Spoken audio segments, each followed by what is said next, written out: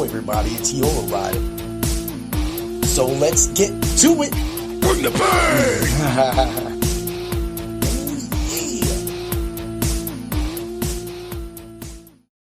What's up, everybody? It's Heat Override, and I'm ready to bring the pain for you this week. Oh, yeah. I got a special guest, a guy that was on and is on one of the baddest ass podcasts in the motherfucking world. It's Chris L from the Pod of Thunder. From the beginning, this dude and his crew, the Joneses brother, Andy and Nick, yeah, definitely got me going, got my blood flowing. The first people that I've ever seen use so many ad-libs, so many background things, and I owe it all to them. I'm gonna bring them in, but man, we're about to get wild, so let's get ready to bring the pain. Ooh, yeah.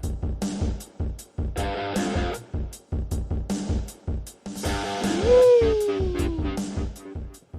I want to introduce everybody to the breakout star of the podcast media, Chris motherfucking L of the Pod of Thunder. Yeah. What's up, buddy? Hey, how you doing? I'm doing good as soon as my feed decides to catch up with me, because I think I move too much with the camera. I'm always like flying around and shit. Yeah. Technology can't keep up with you, I don't think. I don't think so. See, that was always one of the things that really, with the start of Bring the Pain, was I used to call into Dr. Roto. And there was a few times while I was just going bonkers where the actual radio station shut the fuck down. I believe it. It was I wild. can see that happening. I don't mean it. I just don't. I guess this is why it was one of my favorite shirts, because it's just so much electricity. Yeah, it works for you.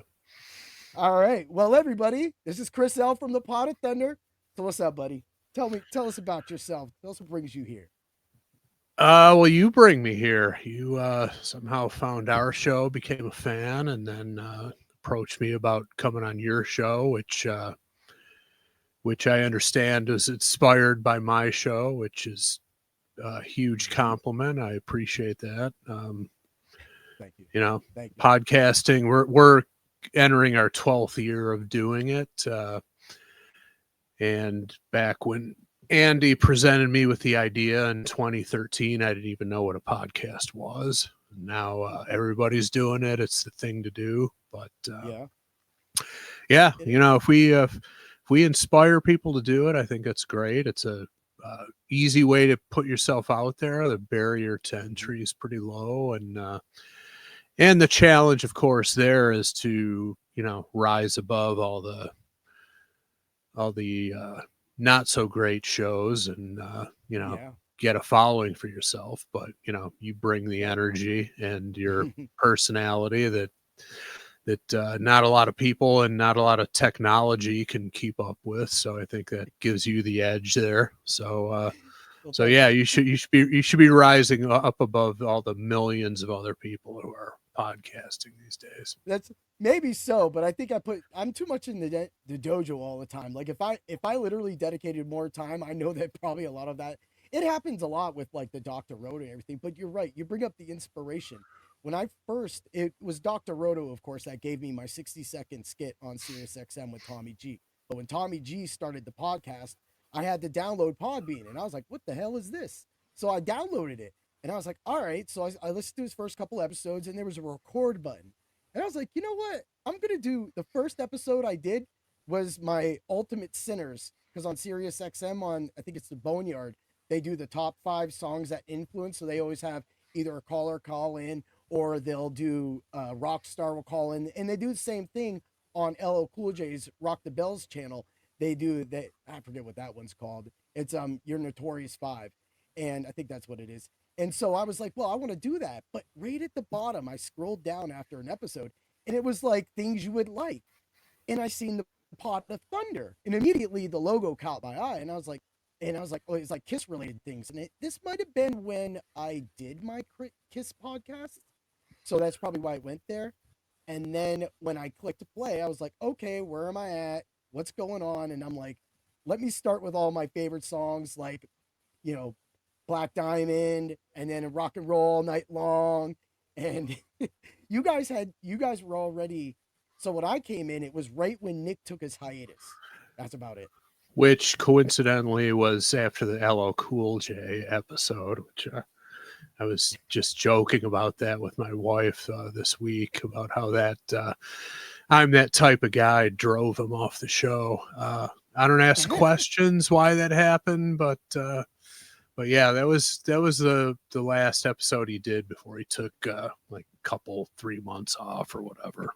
So must have been something about those underwear in the drawer or something. I don't want to speculate, but as I said on that episode, if this subject matter is hitting too close to home for you, you need to reevaluate how you're approaching things and yeah, put yourself on a different path. And I still believe that that's one of the most incredible songs of all time. The subject matter, the delivery, just amazing.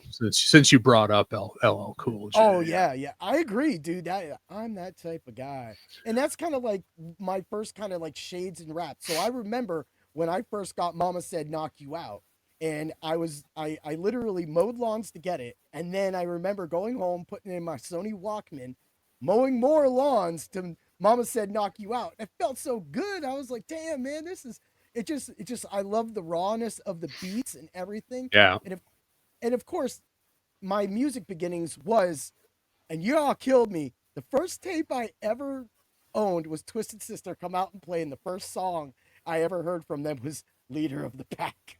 Mm-hmm. Oh my God. I was like, dude, when I seen that pop up, and then you had Tooge on, and I was like, dude, this is the perfect fucking episode because it is such a bad song, but sometimes you need songs like that. Not as your lead song, as you guys said. Yeah, I mean, I think at that stage, we talked about it. At that stage of their career, it was a big mistake, and I think they, it was a sort of an illustration of the egos involved, and they thought they were after one blockbuster album, they thought they were untouchable, could do whatever they wanted, and they found out the hard way that that's not the case. And it's just an ill-advised thing to do for a number of reasons.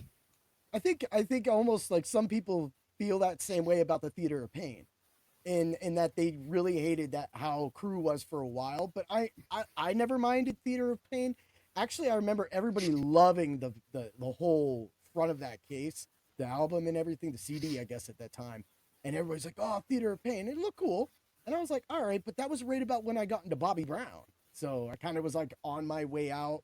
I was into Metallica 1. That's still like one of my favorite songs of all time.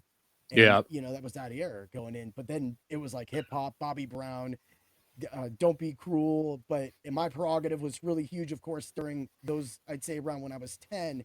But what really got me into Bobby Brown was On Our Own, Ghostbusters 2, man. That fucking got me. Yeah. You just, if you're open-minded, things take you in a different direction.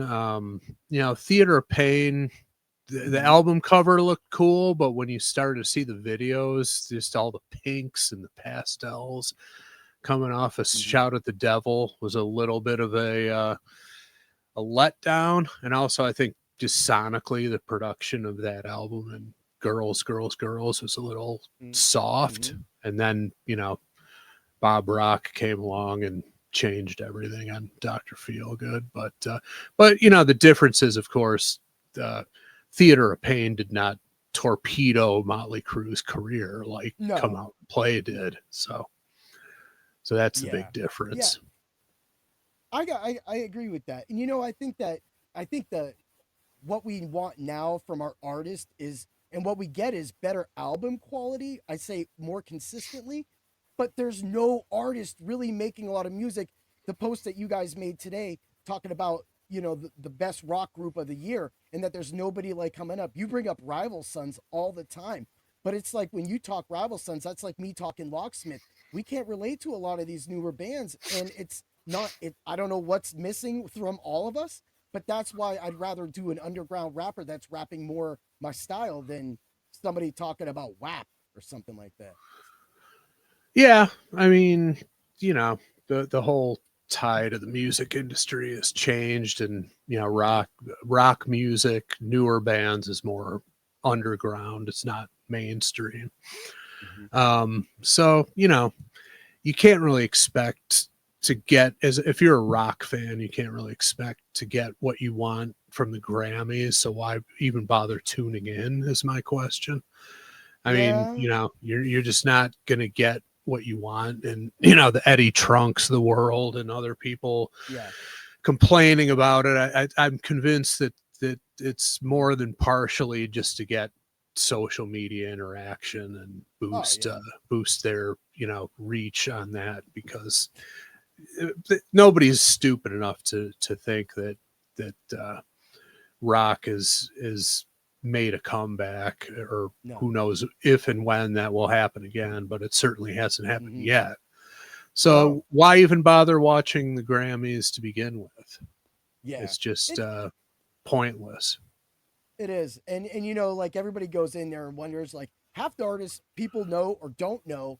And then of course we knew like practically every artist in the rock genre, because it was like everybody from like 50 years ago. And I was like, not that that's a bad thing, but yeah, like it's just not happening. But that's what I think deters a lot of people, but allows a lot of other people, like you said earlier, is to broaden their horizons, explore, find other avenues. And if I never did that, if I never came off of rock, or if I would have just went down that Metallica path leading to black and only listening to Ride the Lightning and, so those early 80s and late 80s CDs, stuff like that, going into that, if I would have just stayed that, I would have never found DJ Magic Mike. I would have never found Simon Shackleton, or been able to, experience a lot of the great things I have in life, because, Mike was all about bass. And that, for me, at that time, early 90s, everybody was getting into huge systems and all that stuff. Did you have one when you were growing up? Did you have a booming system? I mean, I did. So summer between my freshman and sophomore year in college, I got one. I mean, my freshman year in college, I had like this all-in-one thing that, had turntable, cassettes, had an 8-track player, because I still had 8 tracks from when I was a kid. So that was the main reason why I bought it, because I didn't want to like have I had all these 8 tracks. I wanted to listen to them. So I needed something, when it was this all-in-one, like JC Penney thing, it did the job. But, freshman year in college, which was 85, 86 for me, that's when people, well, first of all, all the bunch of the other guys on my freshman floor had these massive component stereos. Oh yeah. And they had volume wars on the floor and stuff. And the good thing is I lived on the floor where all these guys were into like 80s metal and, Theater of Pain, Rat stuff. So that worked for me, but I was like totally lacking with my equipment. So I was like, over the summer, I was like, I'm taking every nickel I earn. I'm going to get a kick-ass system for sophomore year. And I did that. And that's right around the time when CDs came out. I'm aging myself badly here, but it's like 40 years ago already. But, CDs were just coming out. And the guy who lived next door to me freshman year, he was the one guy who had a CD player. And we're just like, this is great. There's no snap, crackles, or pops. You can click you can instantly go to the track you want. Even my dogs are excited about it all these years ago. But it was great. I mean, nowadays everybody's like into the vinyl, the warmth of it, and stuff like that. Back then it was like, vinyl's kind of a pain in the ass. You gotta brush off the album. You gotta get the dust off the cartridge, and you still get those like snaps and pops and stuff. There's none of that with CDs and stuff. So that summer I got, pretty kick-ass component system and rolled into my sophomore year with it. And off to the races with the CDs and stuff. So, oh, dude, that's crazy. I mean, I never went to like a bass competition, but I had friends go to bass competitions, and of course, I used to just love just chilling down, going down the street, and I always felt different too because, of course, with Magic Mike, DJ Magic Mike, that is, we ain't stripping here, and his bass was so different at that time because I had DJ Jazzy Jeff and the Fresh Prince, and I had all that stuff. But what ended up happening was Mike was always like the main cog. Like back then, Jazzy Jeff was like, "Hey, let's listen to this. Let's listen to this bass." Right? Fresh Prince is going to Jazzy, and it goes doom, doom, doom, doom, doom, doom, and I'm like, "What?" And then we put a Mike CD in, and that's just like, I was like, "Holy shit!" And yeah, I mean, hair shaking. I'm like fucking wild, man. I'm like, you're getting a massage from your seat, and your friends in the back feel like they got like 20 people jumping on their back. It's wild, but it was fun, man. It was so fun. yeah, those were the days. They were the component systems, man. My dad had a Fisher. He had a Fisher, so I ended up getting a 24 CD changer Fisher CD, a whole setup system and anything. I did that one. I still have it, actually. It's in the attic. It still works, too. Except the CD changer don't work anymore, so I fought every CD out of that thing, and then I've just since retired it. So yeah, I wish I mean, my stuff is long gone, obviously, but at the time, it was the best stuff I could afford, and it was, it did the job for sure, and carried me through college and into post college life. So yeah, those were good times. I gotta say, that's one thing that, like, when you guys talk a lot, so outside of everybody else going, oh, they might crack a joke or do something dumb or something, or have a post stuff skit or something, the information that you guys provide on your episodes is by far amazing. I say that because I'm one of those guys that cannot stop at one spot. So when you talk about Bobby Rock and all that stuff, like, of course, I knew Dee Snider. I knew a lot of the main players. And then, of course, when you get into rap, you get like Spice One. He's just the only dude. So that's all I got to know. So it was like almost dumbed down versions and things like that. So when you guys talk and you guys bring up all this stuff like Bob Ezra and things like that, like, I'm just like, who are they talking about? But after so many episodes, after so many lessons between you, the guys, and of course, Jericho, anybody that comes on that podcast, just the stuff that I've learned alone has increased my knowledge in rock alone by fold, trifold, thousands of fold because of what you guys do. So I think that sometimes people, that's what makes your show so attractive as well too, is it's informational, it's funny, it's gritty, dirty, and you could just have a fucking good time. Yeah, I mean, we all just kind of draw from our experiences, and I mean, there's so many people out there who've forgotten more than I'll ever know about it. But growing up in the '80s, and I started playing guitar in 1979, so I was getting all the guitar magazines, and then you also had your like Hit Parader, Circus, and stuff. I was into the the music publications, and I was into the music, and then MTV came out and all that stuff. So when you're absorbing all that media, you're going to gain some knowledge of what's going on. And the key thing there is just like, we talk about a lot on the show, but the production, the guys behind the scenes in the studio, the engineers and the producers who make things sound the way they ended up sounding are hugely important. And some of those guys are on multiple recordings by multiple different bands, and just put their stamp on everything. And you end up seeking it out, not only for the band, but if you find out that somebody you like produced it, you're going to be drawn to it for that reason as well. Yeah, it's almost like people that like Tarantino films. Like it doesn't matter who's in the film. It just matters that he makes it, and what you're going to get. John Woo. There's always a moment in John Woo where somebody always has a double gun if it's a shooting movie or whatever, whatnot. Yeah, and exactly. there's always a double gun scene. So, you're expecting that. So that's what I think, that, you know, when you guys bring that out, it challenges people's listeners, because even, you know, so when I do my video game music podcasts and things like that, and I was challenged by the video game music community, and I was like, okay, well, I've loved all this video game music. I'm listening to their podcast, and I'm like, all right, well, I want to do this. So then I do it, and I'm like, oh, this is really fun.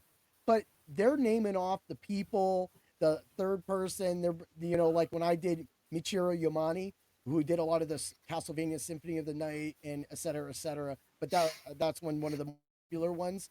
So for that, you get that, and you're sitting there like, so people follow her. I ended up following her to Bloodstain Night of the Ritual and playing that recently, because of course I'm a gamer. I didn't pick up an instrument at all. I wasn't cool. I had friends that did, but those friends weren't good at the video games. So when they would come over for Street Fighter 2, they'd get their ass kicked.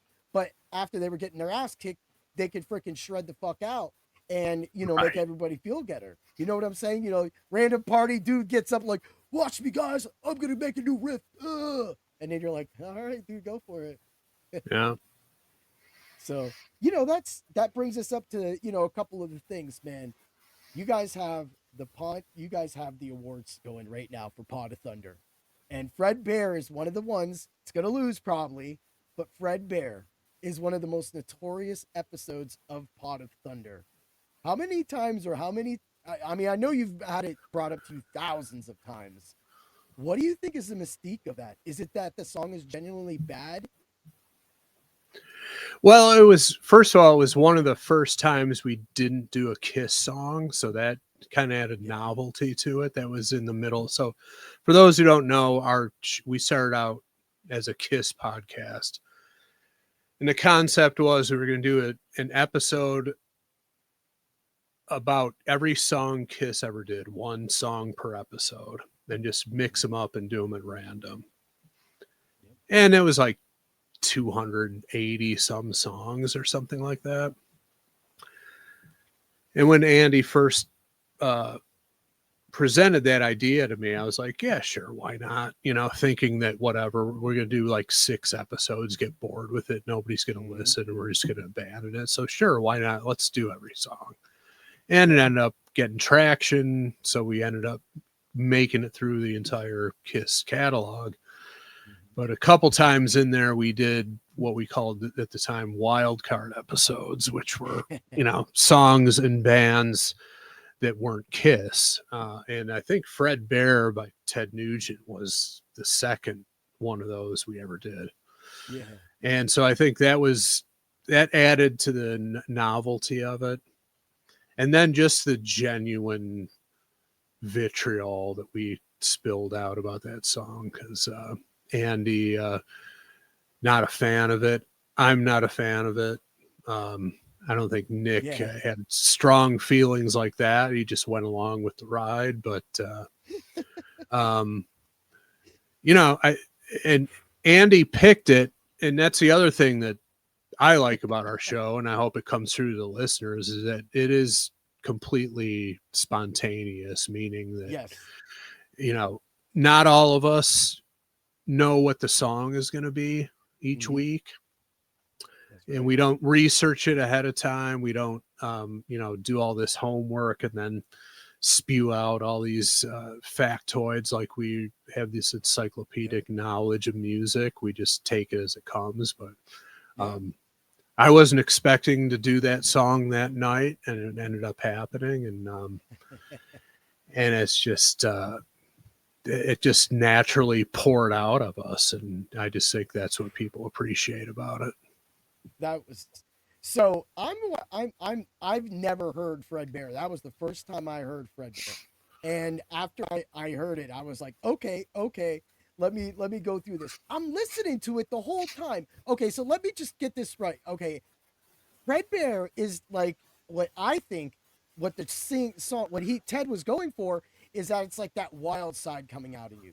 It's that raw, that eat that raw meat, grab it off the grill and just shove it in your mouth. Fuck if it's fucking cooked. And that's what it is. But somewhere along the hand touching part, I started thinking that Fred Bear was a perv. I was like, this dude's a perv. This is about an old man that fucking used to be on the trails, that used to touch the boys and they would feel certain ways. Then it kind of ruins the song for you, really, after that. Yeah, who knows what went on out in the woods with these creeps, but I I'm from Detroit, so I mean Uh-huh. and as a rock fan, you're kind of obligated to worship at the altar of Ted, and I Oh, do the early stuff like Stranglehold, yes, yes. Cat That's Scratch good. Fever, Hmm. the 70s, some of the early 80s stuff is Yeah. good. I don't mind Ted overall for that. That stuff I Yeah, know. oh no, it's brilliant stuff, and I think like his current political views have skewed a lot of people's opinions. I mean, the guy played the hell out of guitar and Hmm. had some most iconic hard rock hits in the 70s and 80s, and Yeah. massive record sales. Oh, yeah. Played all the big, the Texas jams and California jams and all that stuff, Hmm. those huge festivals they had back in the day.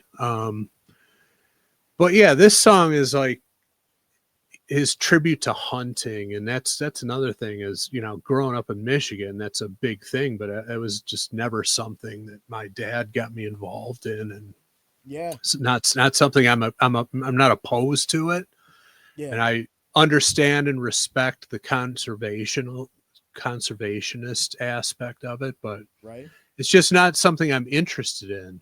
So I don't want to hear a song about him, you know, uh, you know, talking about this mythical feature being, this mythical figure of the hunting world. Who gives a shit, Yes. you know? Yeah. I don't, and honestly, it's the same story with me. I never had a hunting friend. I never even had a friend that listened to country music growing up. It was literally every friend had their one band. He liked Iron Maiden. He liked Right. Slayer. I liked White Zombie. This guy Yeah. liked that guy. That's how it was. And then everybody would go, "Oh yeah, he's cool. Okay, well let's put it to Metallica, man." And then you get the whole split ups, and then eventually somebody let the girl on the damn tunes, and we got freaking hard on. And everybody's like, "Yeah, but like you're the only girl at the party, and you're duty's girl, and nobody's gonna be fucking rocking. We ain't listening to Barracuda. Let's keep it going. Let's get back to the fucking rock, right?" And so that's what we did. And of course, a lot of those late nights parties were Headbangers Ball. We just put that shit on and just let it go. And my buddy would always record every single episode of Headbangers Ball. And he, I don't even know, I don't think he has it anymore because he had a fire where he lived at one time. But Yeah. dude, I was like, why are you recording those? He was like, you never know. You just could watch them. And I'm like, okay. If he had And those tapes now, they'd be worth something for sure. So dude, I mean, I'll there's have a to ask him about that. big, nostalgic Hmm. appeal of those, the Headbangers Ball, 120 minutes, Yo MTV Raps. I mean, Oh yeah, that too. all those shows focused on one genre, but they had multiple shows like that, and they were all excellent. They showcased, bands that you'd never heard of and that Yeah. became like huge. And that's you ain't getting that Bring from that the up. Grammys. That's No, for you ain't sure. getting that. No, I watched it because the fan was watching it, and I was like, whatever. I know that's not going to be any of my music. But you bring up a great thing. Actually, that's one of the first times we actually saw DJ Magic Mike actually do anything. Was Yeah. on Yo MTV Raps. He was on there, and it was the first time I saw Rob Zombie, White Zombie at the time. I didn't know who he was until I actually got that video game, Way of the Warrior. My buddy Hmm. Chris goes, Rob, you got to get this. And it was a funny game. It's pathetic. It's like Mortal Kombat. There's fatalities, but it's just like the controls were horrible. It had the entire front to back version of Route 666, Less Testoristic Devil Music Volume 1, whatever that is. Anyway, he's always got long titles. Yeah. And it was word for word. And the first song that I heard, of course, was later. It was the one that was like, I am not Herbert, whatever one that was later, but it was Planet Motherfucker. Every Right. Right. swear word was in there. Every fucking oh I was like, what the fuck is this? I was like, it's like, and I always loved like the backgrounds. It was like dead people are coming back to life. I can't believe what I'm reading to you. And I'm just like, oh, this shit's wild and shit. So that's kind of like where you saw it. And then when he was on Headbangers Ball, if you remember this, he started painting, and he was in the background still painting for like the next 3 weeks. I vaguely remember that. Yeah. Yeah. I mean, you know, you actually discovered new underground bands on MTV, you know? Imagine that. Yeah. Now it's all Teen Mom and shit, you know? Yeah. And that's the whole thing. Everybody complains about it all the time, that MTV isn't that MTV. And people forget about the box. The box is where a lot of people like me had to go for our Spice One content, or to even see like a DJ Magic Mike video. I mean, I get that every night now, but I didn't have that then. And I mean, I've met him and all that stuff, but it was different. We didn't have the internet. A lot of people forget that. And I say that that's probably why a lot of like me, people like me, were lost in the world. We didn't always read the things, or we would record the tape from our friend, or record the CD from our friend. Then you wouldn't have the album, you know, all the readouts, and you couldn't read the names. So we could go on the internet and be like, who the fuck is this? And then sit there and be like, oh, that's Bob Elder. He made it. I mean, and then, you know, you couldn't prove that. You had to wait. Even the radio on the music, or the music on the radio, they would never tell you the name. Sometimes you would just get it played. And I'd be like, what the hell? Yeah. Like, and to this day, I'll bring up this song. So I've always had this problem with my mind, and this has been brought up, I think, on a couple episodes, where some of the lyrics just sound like completely different lyrics. And one of the songs is "Wake Me Up Before You Go."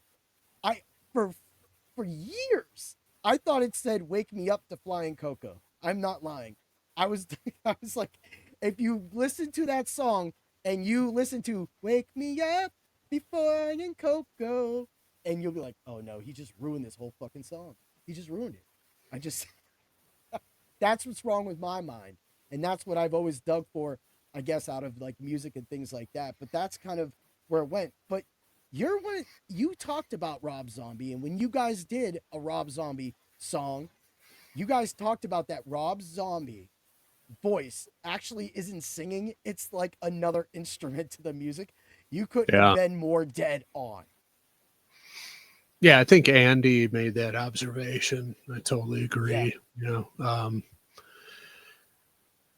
White Zombie into his solo career. Yeah, just it's another one. The product it goes hand in hand with the production. I mean, you're going into the studio recording, being like, well, I'm not going to be crooning like Sebastian Bach here.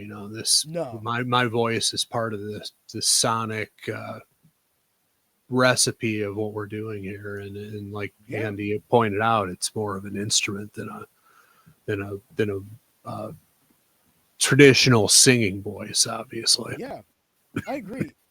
And I think honestly, like, we know that Alice Cooper is like one of his idols and things like that. Yeah. He can go shock rock.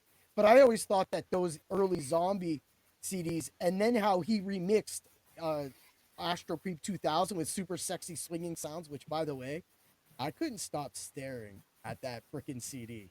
That was one thing that Rob Zombie's always brought, has been that sex appeal. And I used to look at that CD and I was like, God damn, man, Sherry Moon. Like, every time he just be getting Sherry Moon out there, and I'm just like, oh, that's awesome. But I bring up that first White Zombie album, and I bring up Astro Creep 2000, because we talk about perfect albums, and I think that you can make an argument that they're not perfect albums. But I think what really worked with that is when you brought up studio production and the rawness. The rawness of Devil Music Volume 1 was sick as fuck.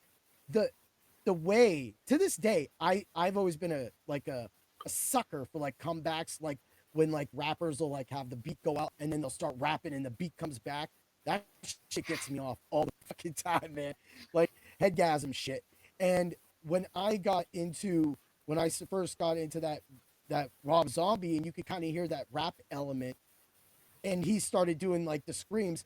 When I ran across Black Sunshine, that to me blew my mind because I had never, in all my years of listening to radio, have never heard somebody actually use a guitar riff to the actual gears of a fucking car, man. It gives me a rush every time to do that. Every time it's on, I just want to race. You get that feeling? Yeah, no, that's he tapped into that, those visceral feelings, that really just draw you in and get you charged up, and sort of back in the 80s, I think that I've never read if he was super influenced by these guys, but there's a band, and I'm looking it up here on my phone to make sure I get the info right. But Got you. Band called Zodiac Mind Warp and the Love Reaction. Oh shit! And they had album came out 1988, Tattooed Beat Messiah, and just they kind of looked like White Zombie ended up looking like, and they had sort of a similar sound, and they were just like totally different at the time. And I remember, getting that album and just blew my mind how like completely different those guys were from anything else that was coming out. Yeah. And then I remember when White Zombie came out in the early 90s, when I first saw their video, the first thing I thought of was like, this is Zodiac Mind Warp, Wow. So if you've never heard of them, I would encourage you to Zodiac go check out. There's some kind of connection. I want to say that when you said Zodiac Mind Warp and you named their album, it made me think of that album, The Degenerate Rats of whatever. Like, he's had a couple albums that are similar to that in context, as in like the wording, the way he phrased it. So I'm like, wait a minute, I'm gonna have to do it, but I wonder. I want to have him on this podcast. And that's something I want to get. Oh, sure you would, yeah. I mean, that's a great question. Zodiac Mind Warp. I'll have to go check them out. And this is exactly what I talk about with like your podcast and the knowledge that you guys bring up. I could bring up Locksmith. I could bring up EA Ski. I could bring up all these other underground people that I listen and follow to now. But when you bring up somebody from like the 80s and you nail that shit and you bring that right there, that's just, I'm not going to say it's like true genius, but it's just great how you guys have that kind of knowledge and you bring it and you present it. And that right there is like, it shows that you have not only been down one path, you've been down every path. Because I know you've listened to rap and everything. So yeah, who was your rapper growing up? Was it Willie D?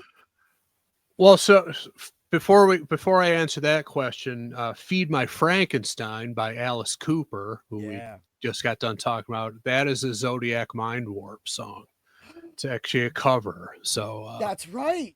I did know that was a cover. Damn. See? So yeah, just I would say you being a zombie fan, check out Zodiac Mind Warp and let me know what you think of them. If you think that you see some seminal elements of White Zombie and what those guys are doing.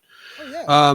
But in terms of rap, so my freshman year at college, my roommate was into Run DMC. And it was the self-titled album and then King of Rock. And I liked the title track King of Rock, and I liked Rock Box off of the first album because they had that rock guitar in it, Yeah. Eddie Martinez is the name of the guy who played guitar on the Run DMC albums. And again, I came into college 1985 just as a total rocker.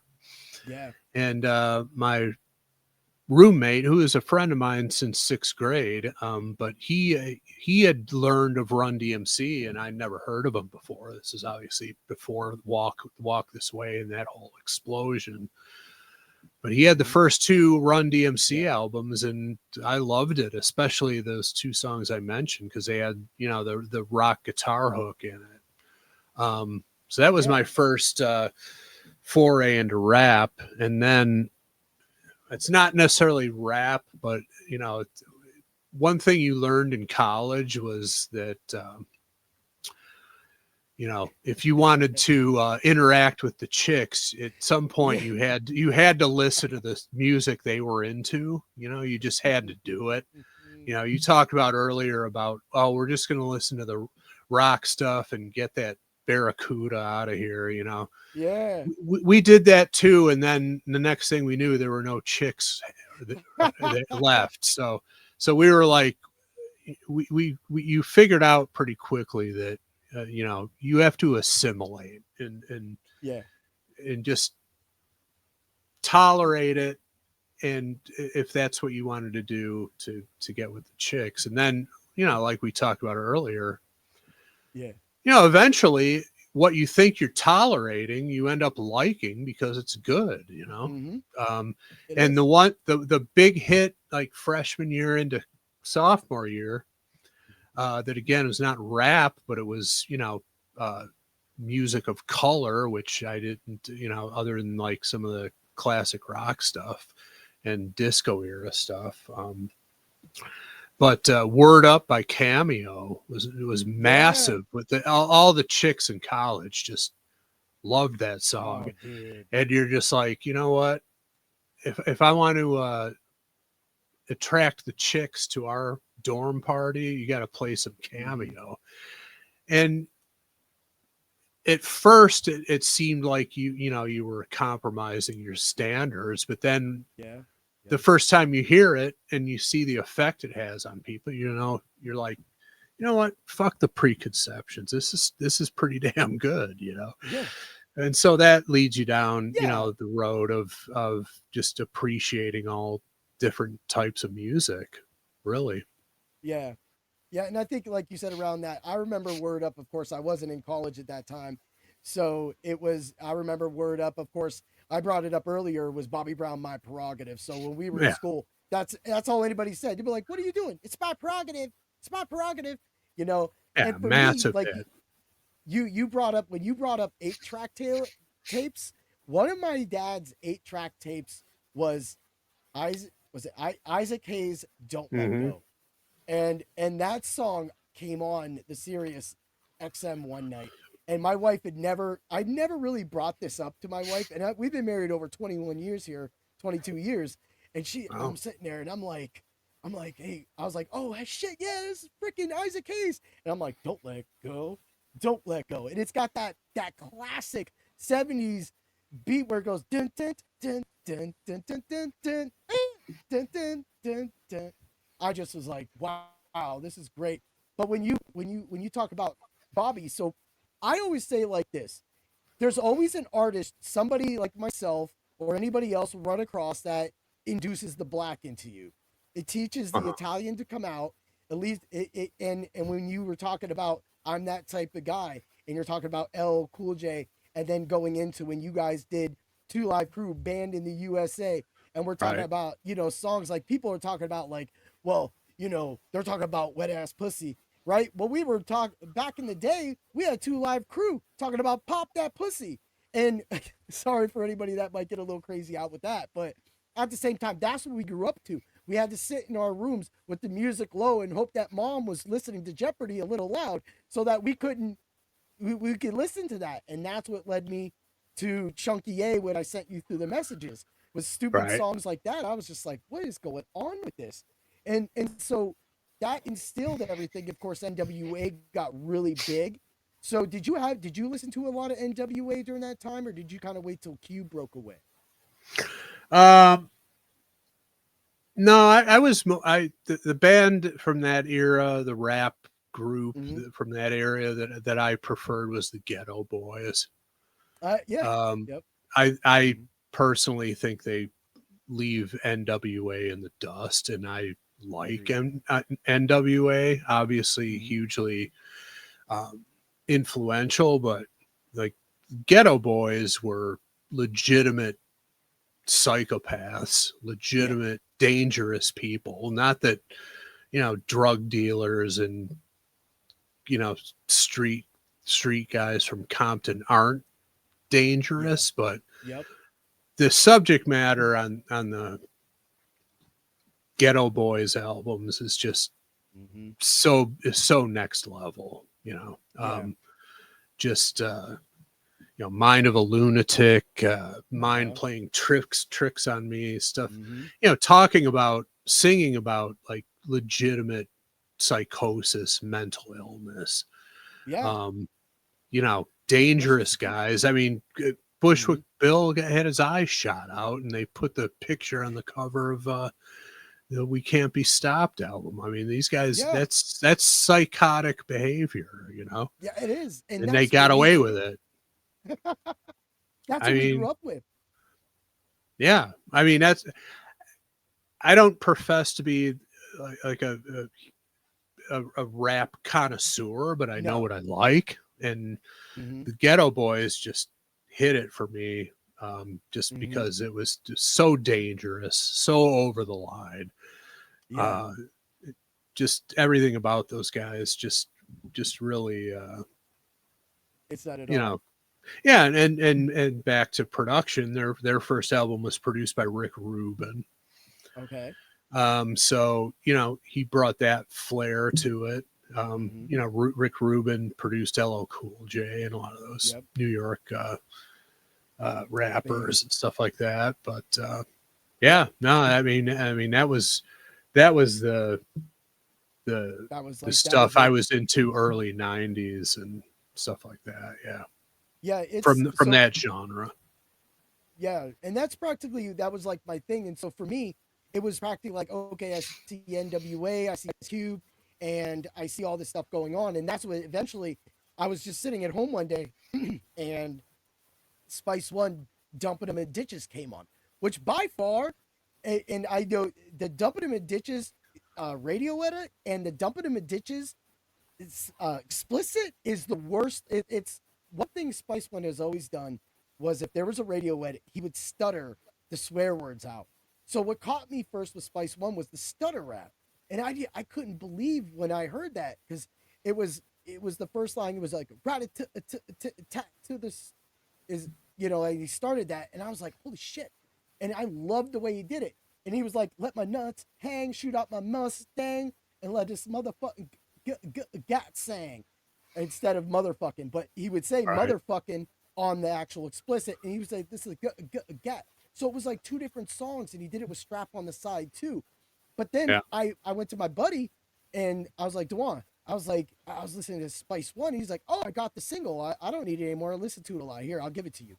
So he gives it to me.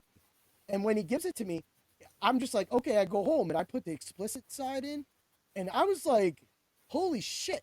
And my one buddy looked at me, and he was like, as a white person, do you think you should be listening to this? And I was like, I don't know. But at the same time, it's what really attracted me to him.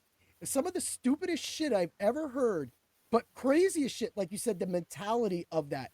Mm-hmm. He has a verse where he comes back. It's with a song with E40. It's on the America KKA's Nightmare album. And it's the very first song. It's D-Boy's Got Love for Me. He comes back. He says, I'll chuck a dead body on your motherfucking lawn. And I'm like, what?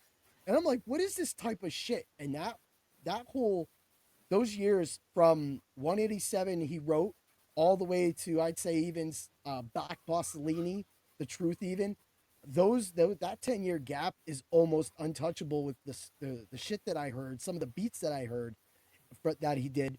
But what really got me too, what really set it off for me in Spice One was when he did 187 Proof. Cooling on the corner with the cellular phone, you could tell that East Bay was his home. More mayo than the rest of the bushes, because he got a Tech 9 in the bushes. And that's how his shit was handled. First name Jack, last name Daniels. Had two boys named E and J. E had 9 and J the AK. Clocked on the street named Hennessy. I've never seen anybody ever do that, ever.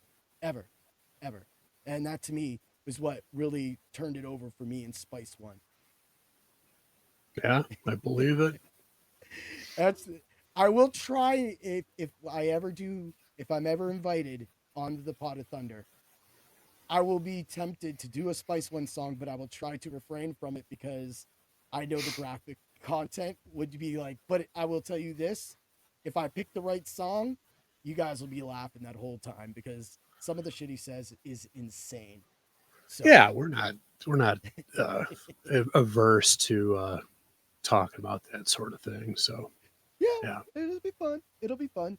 So, kind of going in the rabbit hole, I sent you an El Chombo Chacarron song recently. And have you ever ran across that song? Or is that the first time you ever heard it? That's the first time I ever heard it. Yeah. So I sent you that because when we were into that Pitbull discussion, I saw El Chombo come up and I was like, oh man, I've had to hear it. I had to hear the guy do what he does. So I was like, I have to share this with them because if I don't, I'll feel that I'm letting other people down in this world that need to hear this humiliating song of why this even exists, or if it's actually something I can't understand because he speaks, I guess, Spanish, and I don't understand it at all. But that was what kind of led me down that path. And when I talked about Chunky A earlier, again, that song Dipstick, that's another song that kind of like hits my bone too. So Understandable. Your Chunky A, you knew about this when we said that. Did you explore any of the other songs on that, like Stank Breath? No, I haven't. I haven't gone down the Chunky A well yet, but I really should. And that's the thing nowadays is, I don't know. Are you you do streaming, right? Are you a Spotify guy or Apple Music or? I kind of just listen to everything, but I do have a Spotify. I don't have an account, so I kind of, but I do. Yeah. Like I have ways like most people. Right. Well, the thing about, the streaming services, which, we can hem and haw we want about how they're screwing the artists, they're not paying them enough, blah, blah, blah. But, Amazon Music, Apple Music, Spotify, if you got a subscription, you basically have immediate access to whatever you want to listen to. So there's really, it's just a matter of carving out the time to sit down and listen to stuff. And like 99% of my music listening happens in the car when I'm driving.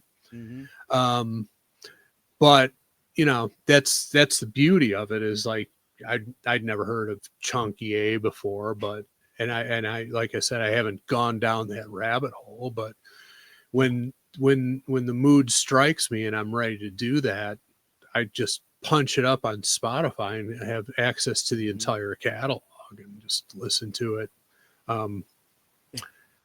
whenever and how often I want. So, that's the upside of the streaming thing. That maybe it doesn't counteract the negative of the artist being screwed financially, but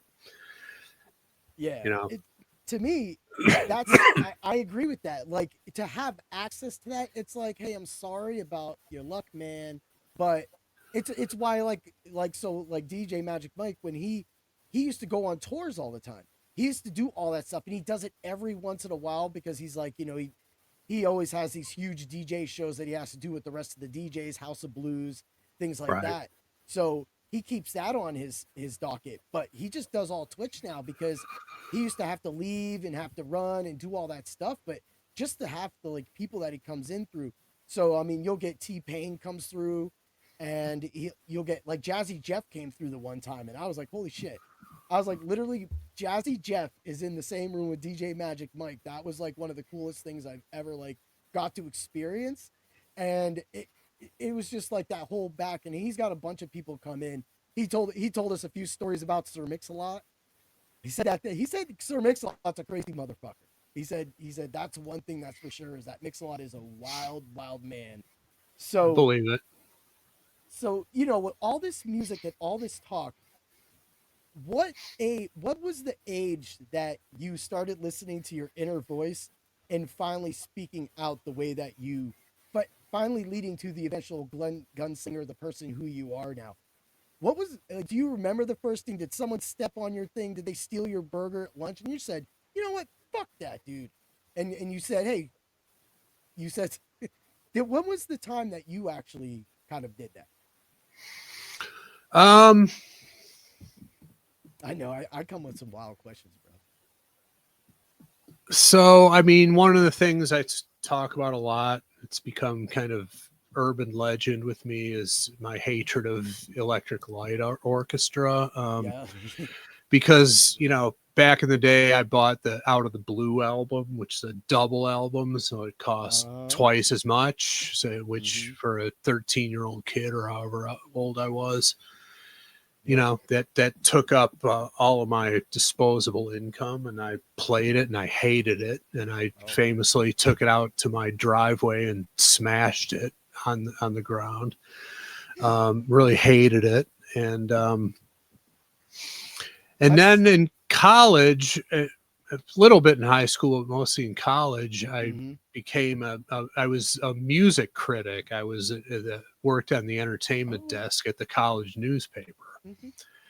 And one of the things and one of the reasons I stopped doing it is because, like, when you get in that mindset, you sort of become like holier than thou, and you start interjecting your own preferences into things, and like putting people down just for the sake of doing it, for the sport of it. And it's just kind of, music criticism is not, it's been going on for a while now, but it ceased to be like there's no constructive criticism. It was like people either blowing smoke up the butts of the people they loved, or completely destroying the bands that they hated. And and you just, when you start doing that, you just sort of naturally fall into that.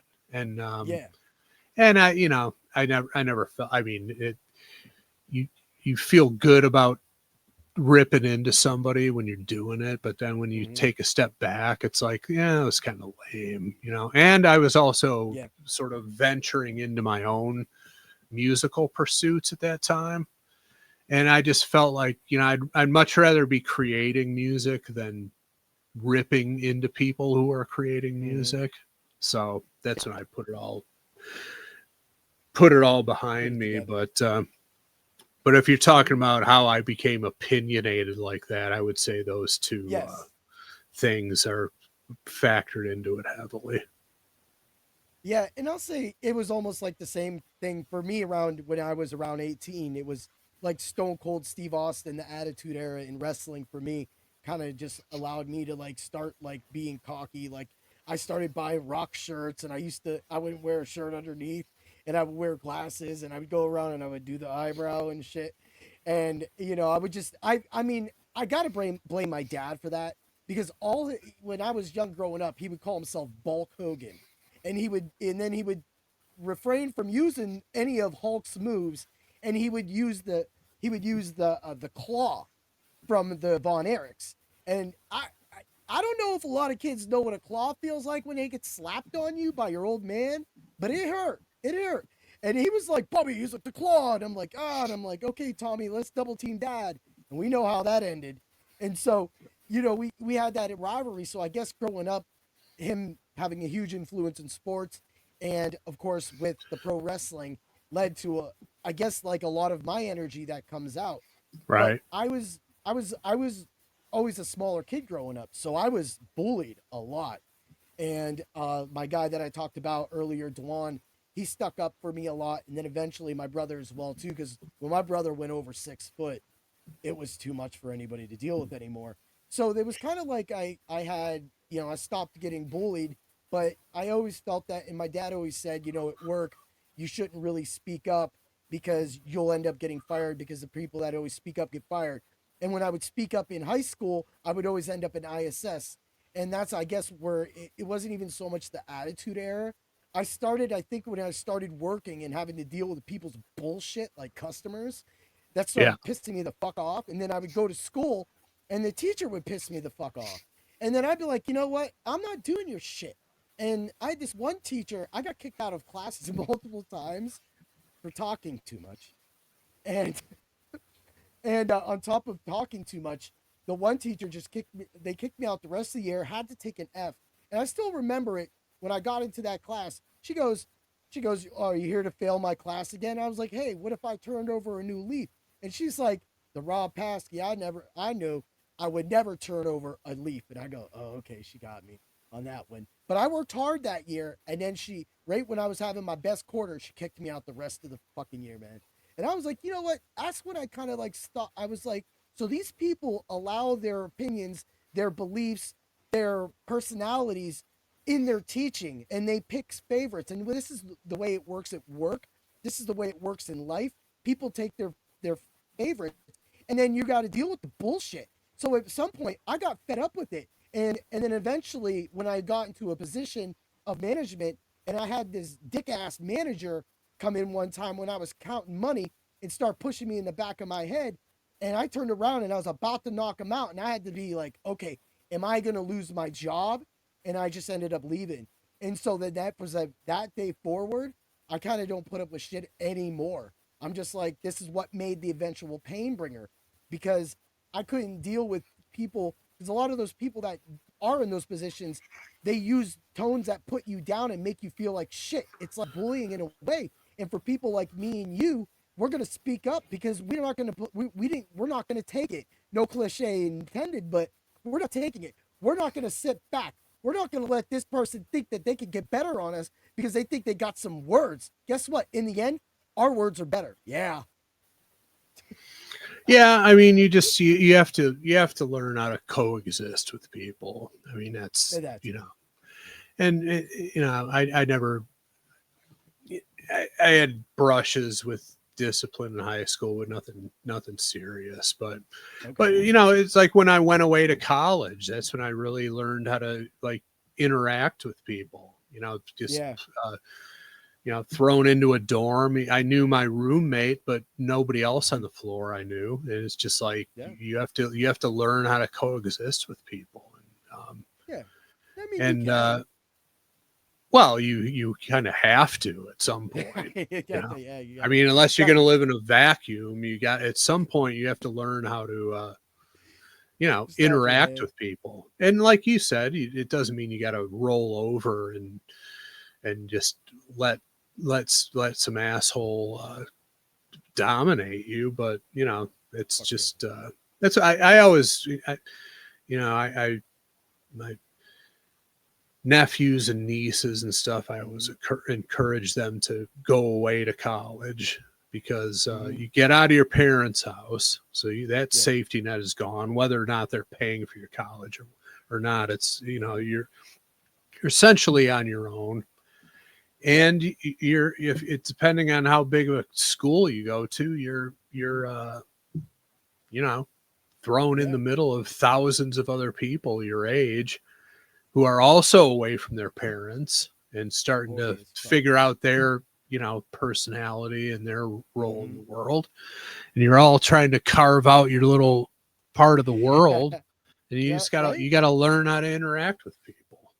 Yeah, and I guess like for the most part, it's for a lot of people that's easy, and then there's those few other people. But you bring up like when you talk about college, and then you know you guys doing Two Become One by the Spice Girls, and I had that CD.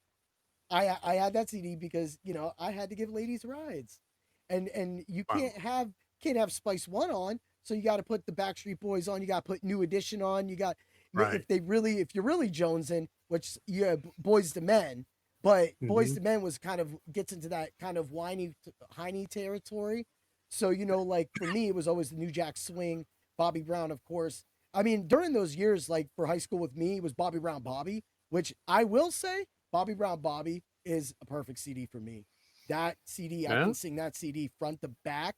Every single song was a damn hit. He has like, I want to say almost 8 or 9 music videos off of that. You know, Something in Common with Whitney Houston, Gotta Get Away, you know, Good Enough. That got him in a lot of trouble with Whitney Houston, which one day, if you guys don't mind the time length of Good Enough, because every song on that CD was like 5 minutes and 55 seconds long or longer. And Good Enough, dude. Have you ever listened to the Good Enough? Have you? I have not delved into these deeper cuts, but dude, you know, when you listen to it in this February will be done. So maybe for I think this might be more of a Tom Jones song, I'm telling you, when you listen to it, it's oh Bobby has always been about setting up the right mood with the lady, including rock with you, don't be cruel, every little step. All Bobby's always been about like how to approach women, and I think that was always a problem for us growing up, and that's what kind of like the music that I always would listen to. So, like my wife knows me for the Bobby Brown. She knows me because I would get her with all those little songs. When I saw Bobby Brown in concert, you had me, which was like I in a sea of people, and I'm screaming, and then Bobby Brown's just looking at me, kind of laughing, and then everybody around me is like, "Bro, this dude's just he's like 80s British fan Michael Jackson right now." That was me. I was like, "Oh my Bobby!" I was so out, dude.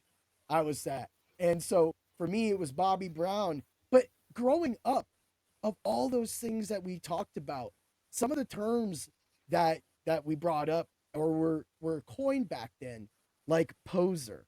Poser isn't used as much anymore, but what was your experience with the poser? Did you were kind of the guy because you said you were playing the instrument. So now that you got that leadus, did you ever call anybody a poser? Oh yeah, we always did. I mean, the guy I replaced in the band that had the most success in Chicago, he would probably qualify as that. He was like a rich kid, a trust fund kid who fancied himself as the next like Stevie Ray Vaughan and stuff like that. And he was a good player, and I actually still interact with him to this day. But he wasn't going to roll up his sleeves and get into the Chicago scene like I did and those guys did when I joined the band. Because when I landed in Chicago in '91 with the band I was in college, within a week I had a job at the Guitar Center, which is right up the street from Wrigley Field, and like all the guys who worked there were in bands, and like members of the Smashing Pumpkins would come in and buy gear from us, and touring musicians and stuff. And that was right around the corner from the Vic Theater, which Body Count played there of the Cop Killer album, and there was the Chicago cops were demonstrating, just crazy stuff. But I met all those guys I worked with were all in bands that were all part of the scene. And, that's what I brought to the table is, not necessarily intentionally, but I got a job where I could network with people who were in the Chicago, in the music scene, guys who are doing it for real, didn't have like regular corporate jobs. We worked in retail or restaurants and stuff. And, we were serious about it, and all the people who were just dabbling in it, but were still getting gigs and like, taking slots away from some of our bands, we would refer to them, as posers or worse. We would call them worse things, but to us, those guys were posers. The guys who had like regular corporate jobs and were just dabbling in it, weren't, fucking living with 6 other people to make your rent manageable and eating a can of pork and beans a day in the winter because you were fucking flat broke. People who weren't doing it that way were posers. So to answer your question. And that's exactly what so I when I talk about my friends that were in bands, my one buddy who's did all my tattoos and everything like that, his name's Dave. He was in this band called Abnegation, and they were kind of like a fun little band. They got together, thrashed some shit, and did some stuff. They had a guy call them out of nowhere, and this is when he was living in LA a little bit ago. He said this dude came out of nowhere and flew them in and got them hotel rooms and actually got them to play, and they did like a little mini tour, and then they left. But they told those stories. They told a lot of those stories. Like I remember one time they went through Oakland and Pittsburgh, and they said it was the worst time to go out. And they were practically, I think they were coming home from a show. They had a whole van of equipment, and they were lost. And they didn't know where the hell they were going. Again, back then, we didn't have phones. You couldn't read a map, and Right. let alone fit a map in when you had that much stuff. People don't, pulling out that Rand McNally, I mean, what the fuck, man? And you're sitting, and when you were alone, you were sitting there like trying to drive, and you couldn't get out. So you were in dangerous situations, you know, and you said like eating pork and beans, and then they get called up years later and they're treated like royalty. It's such a difference. And he goes, man, just the difference of it, and you bringing that up and showing what the true, and there was no wrong in that. These people knew they were posers, and some of them accepted it because that's what they were. There was no problem with that. And even if you called them a poser to their face, most of the time they would just laugh it off or just chill out. Maybe a couple other guys get bold-headed, but the other people, most of the time back then, we had tough skin. We could take shit like that. So that's kind of like what happened then. And I mean, speaking of tough skin, you have to have tough skin if you're a Detroit Lion fan. Well, yes. I mean, here. Thankfully, it's gotten easier over the past few years, but yes, lifetime of misery, essentially. But the tide has turned. They finally got the organization together, and they're a perennial playoff contender, which is more than I thought I'd ever see in my lifetime. I would preferred the last two seasons ended differently, but the fact that 2 division titles, and like I said, they're not going to turn around and go 5-12 next year. I mean, they're going to be in the playoff hunt. They got the roster is dialed in. I mean, the defense was decimated by injury, and they still went 50-2. Yeah. So they're going to get all those guys back. Another draft, there's talk of them, getting Myles Garrett, which I don't know what the price would be for that, but that would instantly make them the favorite to win the Super Bowl. Yeah, with him and Hutch off the edge. Oh, no way. Yeah, I mean, it's too much. That'd be some love. I would love to watch it though, because I love stuff that. It's just good stuff. And I bring them up, of course, because it's because of the Rams and the Lions meeting in week 1 that we are at this point. And I was really hoping for that second meeting, because I was like, man, it was almost like they were almost going to make it to there. And then things just didn't work out that way. And we both got bounced. But, sometimes that isn't a bad thing either, because it kind of takes, you want to see them win the Super Bowl, but now we don't have to feel that crushing loss of losing a Super Bowl. But I mean, I'd rather be in the Super Bowl than not be in the Super Bowl. But the fact that I'm even talking like that as a Lions fan, I never thought I would get to this point ever. So you guys are clearly dominant. You're dominant. You have a dominant offense. It's perfect. I can't think of any better set of guys that you could want with Amon-Ra St. Brown. Having Jameis Williams, you got Sam Laporta if you even need him, because half the time they didn't even use him. But having that lightning and thunder in the back with Montgomery and Gibbs, and just the way they play off each other. But even when Montgomery went out for a minute there and eventually come back in the playoff or miraculous return, but Gibbs was just fire. Well, just giving him the ball. Gibbs is the next superstar in the league. He's he's gonna. This past year was Barkley and Henry. Barkley's still going to be at the top, but hopefully we can play this back in 9 or 10 months and see that I was right. But Jahmyr Gibbs is the next superstar offensive player in the NFL. Yeah. Which brings up a bit of a dilemma, because I love Montgomery. I'm a Detroit Lions fan living near Chicago, so I saw him play a lot of football and saw how good he was. Yeah. Did a backflip when they signed him. I thought that was great, Yeah. And the whole Sonic and Knuckles thing, I get, the appeal of that, but it can't be 50-50 next year. Gibbs has got to get the ball 80% of the time out of the backfield. He's a superstar. I agree. It's almost what Tampa Bay did with Bucky Irving and Rashad White this year. You know, like everybody was like, oh, Rashad White.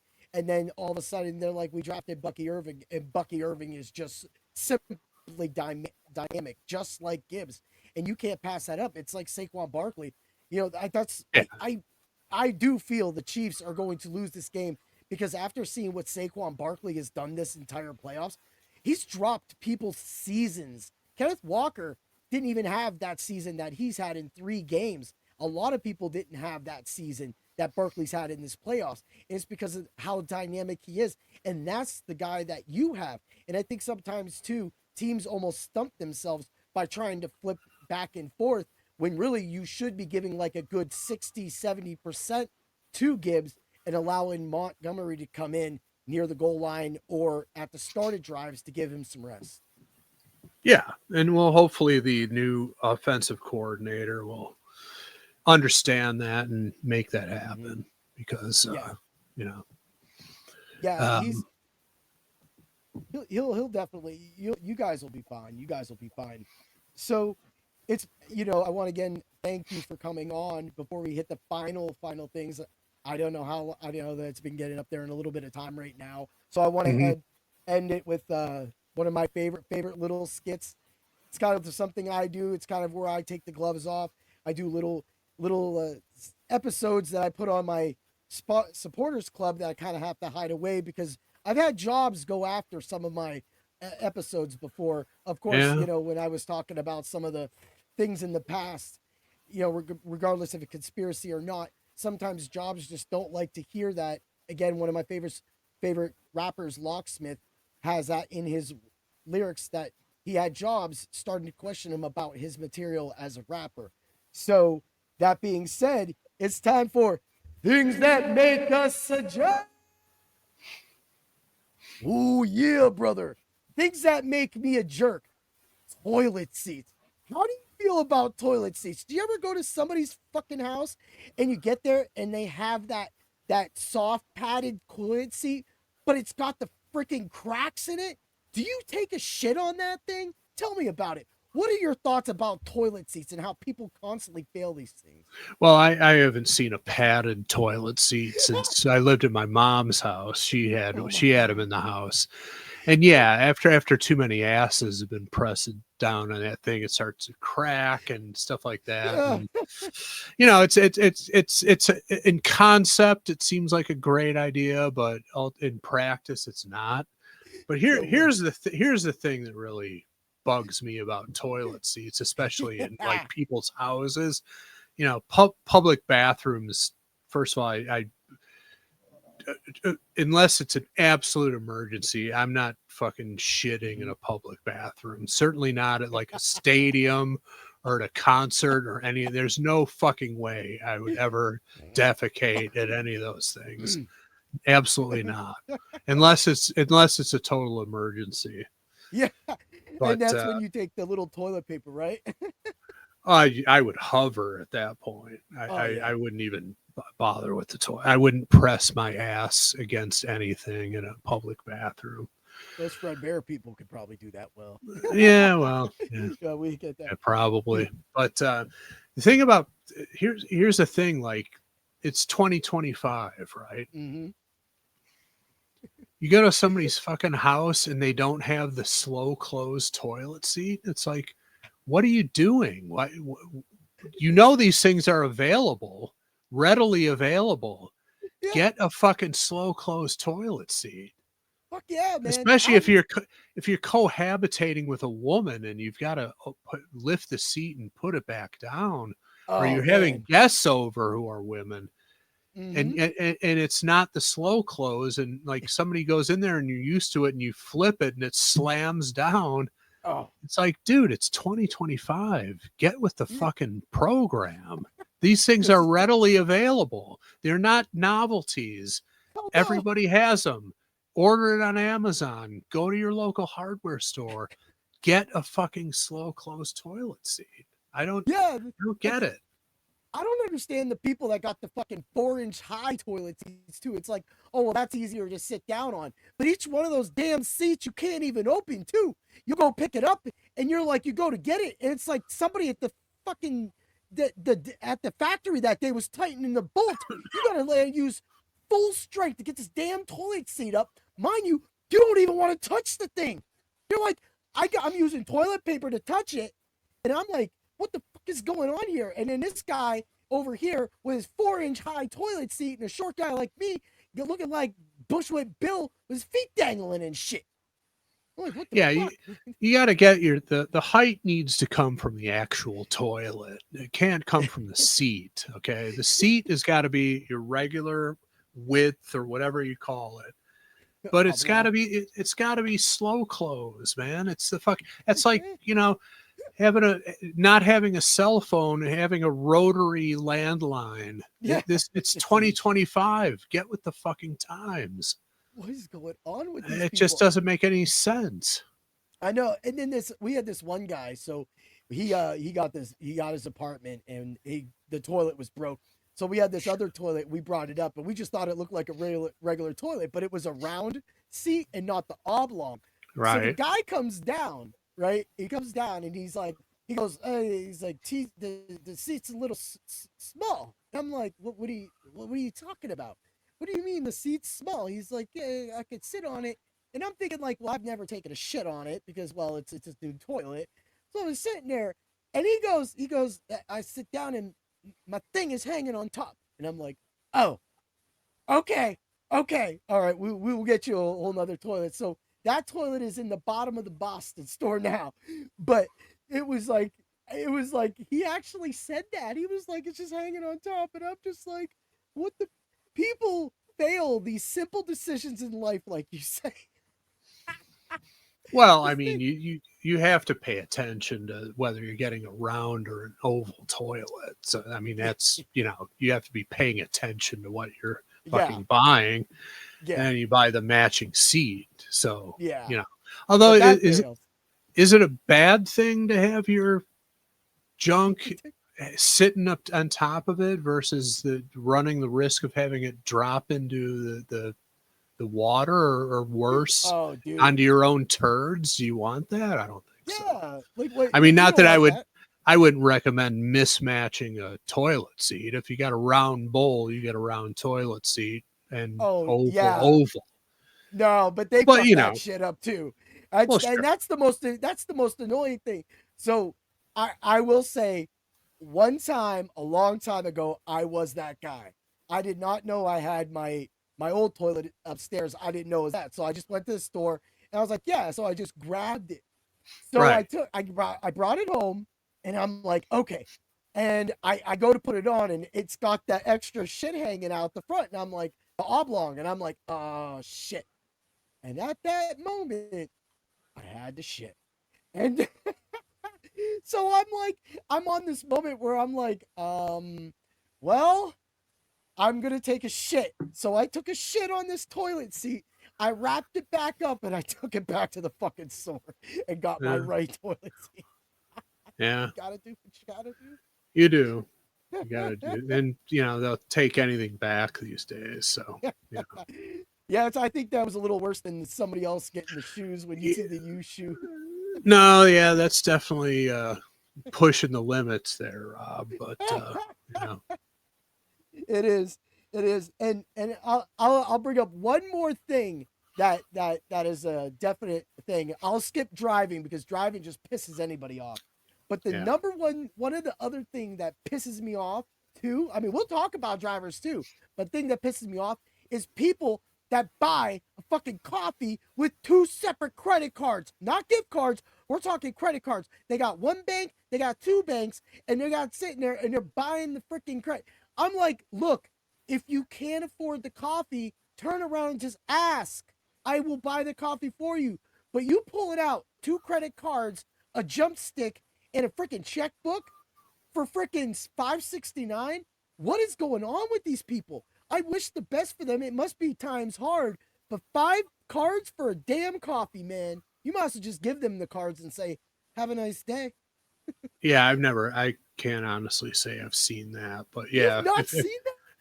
No, I mean, I usually do drive-throughs when I'm doing the coffee. So, I mean, maybe if the person ahead of me is taking too long, maybe that's going on. But like you said, if you're having trouble, if you're splitting up the payment on 569, you shouldn't be at the coffee house. I don't know where you should be on a freeway exit ramp begging for change. Oh, so practically what you just explained to me is that must be an Erie, Pennsylvania problem, because I've personally never seen. The only thing I can think of is, like you said, somebody's got a bunch of gift cards. They don't remember how much is on it. It's almost been completely exhausted. And they want to squeeze every penny out of it. Yeah. But if you're like actually don't have enough money to swing it on your debit card and you're getting your credit card out to get the other 269, you should not be paying $5 for a coffee. That's for sure. No, you need to go get Cafe Busnodo and deal with your $2 coffee.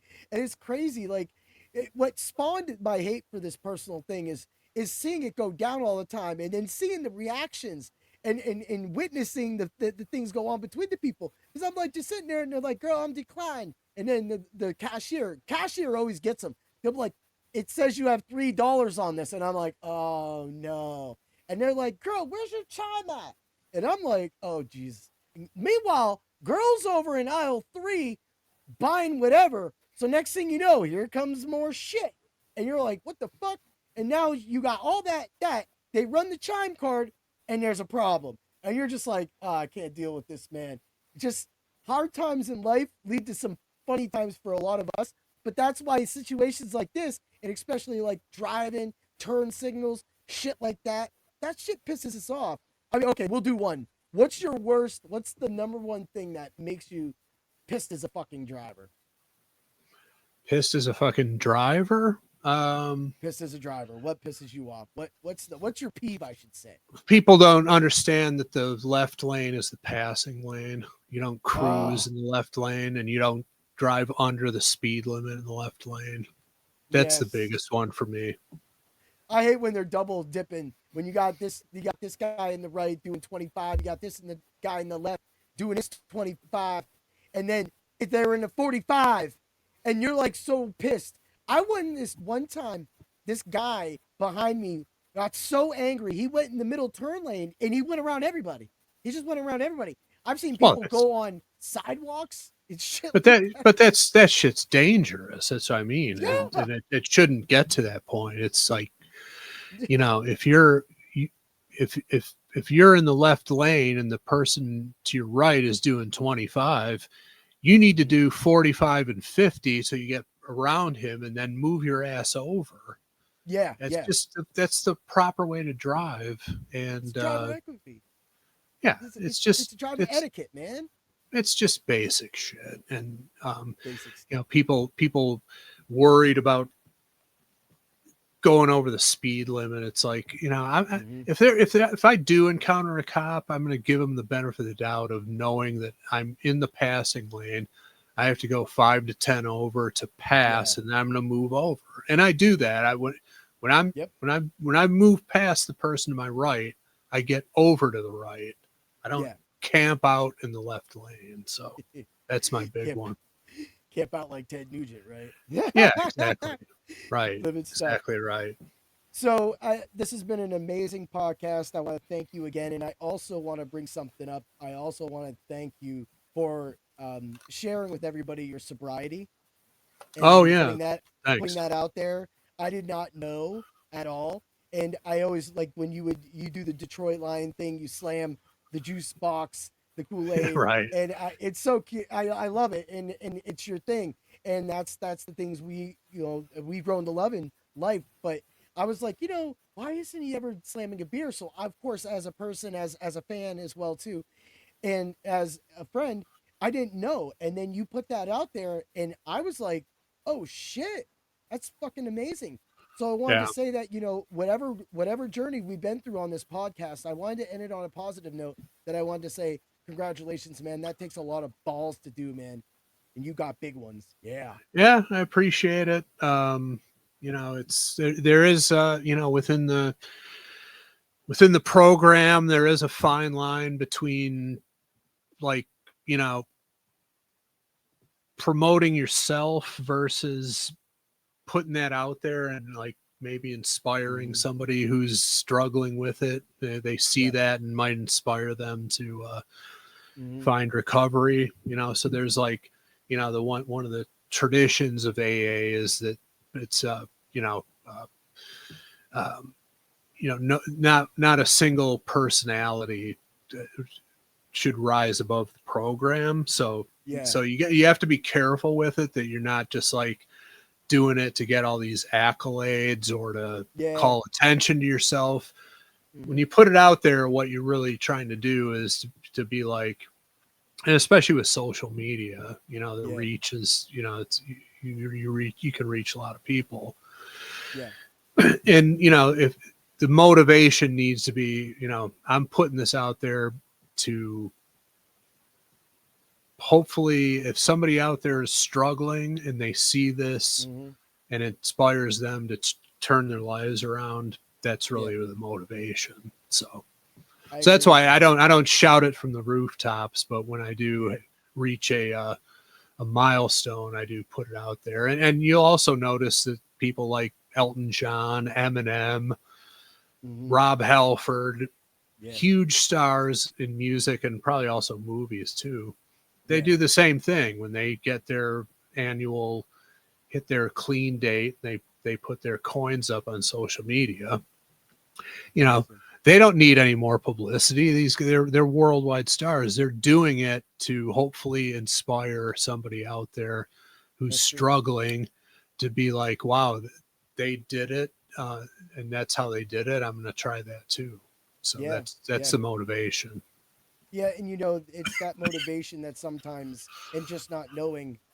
My brother, before he passed away, he was addicted to heroin for quite a minute. His ex had got him into heroin, and for some reason, being a truck driver was almost like it was like a hand in hand. So instead of using coffee and energy drinks, he would use heroin at times to stop because he had gotten so large with he had giantism.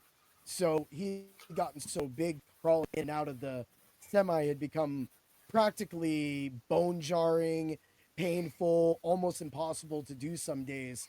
And physically, he was breaking down. And so, you know, he told me a few times, and when he would come in and he would get help or something or want to go to the clinic, I would step up and take him. But I thought that at some point he had stepped away from it, and I had believed him, and I didn't know that he was still addicted and that he was still using at the time. And so when you put that out there and you you do it to hopefully inspire somebody, sometimes people miss that inspiration and sometimes it ends in tragedy. And so that's why when people like you do that, it's not only thankful, it's almost the godsend to some people, because you can save some people like my brother. And it's not saying that, well, meth is different than alcohol, but no, alcohol can do the same damn shit and end you up. And if it doesn't end you, you could seriously hurt somebody else. And that on your mind for the rest of your life will be way worse than what you've done your entire life to your own body.